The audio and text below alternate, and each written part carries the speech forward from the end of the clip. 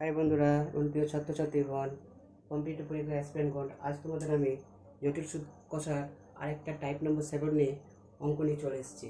আচ্ছা দেখো, অঙ্কটা তোমাদের কাছে কত সহজ হয় আমি সমাধান করে দিচ্ছি। বার্ষিক কত চক্রবৃদ্ধি সুদের হারে 2000 টাকা 2 বছরের 2800 টাকা হয়? অর্থাৎ এখানে প্রিন্সিপাল মানে কত হচ্ছে, মানে যেটা টাকাটা আমাদের দিচ্ছে তার মানে 2000 টাকা। আচ্ছা, অ্যামাউন্ট মানে যেটা হচ্ছে সুদ আসল 2880 টাকা, মানে 2800 টাকা। আচ্ছা, এবার অ্যামাউন্ট বাই পি আমি অনুপাত করছি 800/2000, এই 0 0 কাটলাম, এটা হচ্ছে 144 আর হচ্ছে 100, তাহলে 144/100।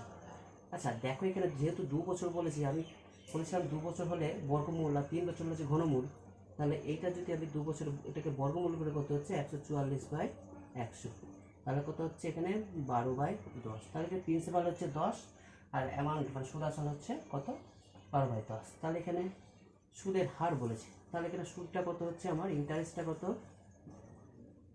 ইন্টারেস্ট হচ্ছে 12 - 10 মানে হচ্ছে 2। তাহলে শতকরা সুদের হার একেবারে করে দিলাম বন্ধুরা।